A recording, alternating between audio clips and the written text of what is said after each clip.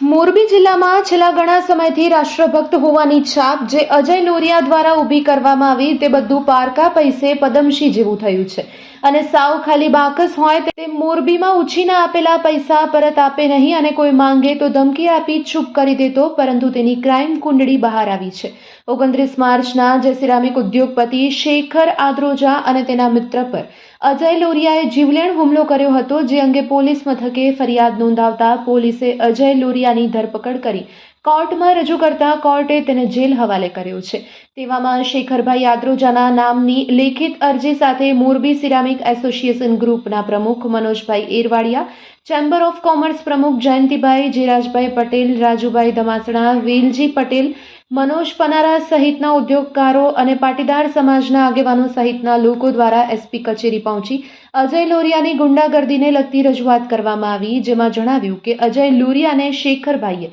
હાથ ઉછીના 25 લાખ રૂપિયા આપેલ હતા, જે રૂપિયા અવારનવાર પરત માંગ્યા છતાં આપેલ ન હતા અને ગત 29ના ભારત ટ્રાન્સપોર્ટના ડેલામાં તેઓની ઉપર જીવલેણ હુમલો કરવામાં આવ્યો, ત્યારે શેખરભાઈએ તેના મિત્ર જયેશ પાડલિયાને મારી નાખવાના ઈરાદે અજય લોરિયાએ લોખંડની ખીલ્લીવાળા લાકડાના ધોકાથી હુમલો કર્યો હતો। અજય લોરિયાએ શેખરભાઈની જેમ અનેક લોકોના પૈસા લઈ પરત ન આપી લોકોને બૂચ માર્યા છે। પૈસા માંગે તો તેને ધાક ધમકી અને લુખ્ખાગીરી કરી પોતાની જાતને દેશભક્ત ગણાવતા આ અજય લોરિયા મોરબીમાં ચાલતી અસામાજિક પ્રવૃત્તિમાં ભાગીદાર હતા તેવા આક્ષેપ થયા છે। પોલીસ પ્રામાણિક તપાસ કરે તો સાધુના વેશમાં શેતાન છુપાયેલ છે તેવી વાત સામે આવે તેમ છે। તમામ પ્રકારના 2 નંબરના ધંધા જેવા કે ક્રિકેટનો સટ્ટો રમાડવો, MCXના ગેરકાયદેસર વાયદા લેવા, ડબ્બાને ટ્રેડિંગ, બાયોડીઝલ વેચવું, હની ટ્રેપ કરવી, કિંમતી જમીન પર કબજા કરવા, ગુંડાગીરી અને દાદાગીરી કરવી, ગોવા લઈ જઈ ગેરકાયદેસર જુગાર રમાડવો, દારૂ વેચતા બુટલેગરને સપોર્ટ કરવો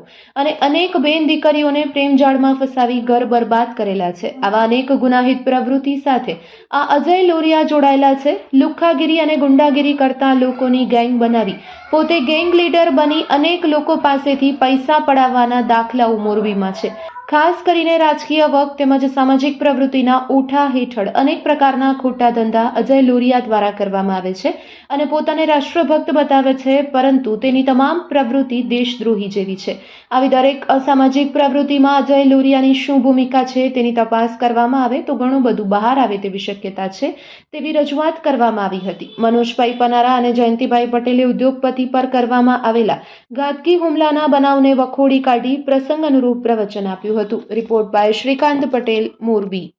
આજે મોરબી સિરામિક એસોસિએશન અને એની સાથે જોડાયેલા તમામ એસોસિએશનના પ્રમુખો અને વડીલો, મોરબી સિરામિક ઉદ્યોગકારો અને પાટીદાર સમાજ સહિત તમામ સમાજના આગેવાનો સાથે આજે એસપી સાહેબને રજૂઆત કરી છે। જે રીતે દિવસે દિવસે મોરબીની અંદર અજય લોરિયા નામના વ્યક્તિનો ત્રાસ વધતો જાય છે, જે રીતે એની ઉપર આક્ષેપો થાય છે, લોકો ચર્ચા થાય છે, હની ટ્રેપ હોય કે 2 નંબરના ડીઝલ વેચવાના ધંધા હોય, જમીન પચાવવાના ધંધા હોય કે સટ્ટા હોય, MCX હોય, આ પ્રકારના જે ધંધામાં એનો હાથ છે, ટોળકીઓ બનાવી અને જે રીતે ગુંડાગીરી કરે છે અને 2 દિવસ પહેલાં જે રીતે શેખરભાઈ નામના એક ઉદ્યોગપતિ, મેટ્રો ગ્રુપ, બહુ મોટું મોરબીનું ગ્રુપ ગણાય, એમના શેખરભાઈ માલિક છે, એમની ઉપર હુમલો કર્યો, એમની સાથે જયેશભાઈ હતા, એમની ઉપર પણ જીવલેણ હુમલો કર્યો અને જે રીતે એને ષડયંત્ર કરી એમને ભારત ટ્રાન્સપોર્ટ નામના ડેલામાં બોલાવી અને હત્યા સુધીનો જે પ્રયત્ન કર્યો છે, એના વિરુદ્ધમાં આજે 2000 ઉદ્યોગપતિઓ, સિરામિકના કારખાનાના માલિકો અને એમના ટેકેદારો બધા અહીંયા આવ્યા છે। એસપી સાહેબને રજૂઆત કરી, ખૂબ સારી રજૂઆત થઈ છે અને કીધું છે કે અમે જ આ બાવળને આંબો જાણીને પાણી પાઈને મોટું કર્યું છે, પરંતુ હવે એને અહીંથી ઉખેડી ફેંકવાની ગુંડાગીરી, એની નાબૂદ કરવાનો સમય આવ્યો છે। આ સાધુના વેશમાં એ શેતાન છે, રાષ્ટ્રભક્તિના નામમાં દેશદ્રોહી જેવી પ્રવૃત્તિઓ કરે છે। તમામ મોરબીની જિલ્લાની આજુબાજુમાં થતા 2 નંબરના ધંધા જે કોઈ છે એમાં એમની પાર્ટનરશિપ છે, સત્તાનો દુરુપયોગ કરી નેતાઓ સાથેના ફોટા અને અધિકારીઓ સાથેના કનેક્શન બતાવી અને જે રીતે લોકોને ડરાવી ધમકાવીને પૈસા પડાવવાનો જે ધંધો કરે છે એ બંધ કરાવવાનો છે। આને કેટલાય લોકોની જમીનો વેચાવી છે, કેટલાય પાટીદાર યુવાનોને સટ્ટો રમાડીને જિંદગી બરબાદ કરી છે, કેટલી બેન દીકરીઓના કિસ્સાઓ એવા અમારી સામે આવ્યા છે। આ બધા જ વિષયોમાં અજય લોરિયાનો બહુ મોટો હિસ્સો છે અને એમની જે કુંડળી છે ક્રાઇમની, એ આજે એસપી સાહેબને આગેવાનો દ્વારા રજૂ કરવામાં આવી છે અને મીડિયાના માધ્યમથી પણ કહીએ છીએ કે અમને અધિકારીએ, એસપી સાહેબે ખૂબ સારી રીતે સાંભળ્યા છે અને શેખરભાઈને અને જયેશભાઈને ન્યાય મળશે, એમના પરિવારને ન્યાય મળશે એવી અમને ખાતરી આપી છે।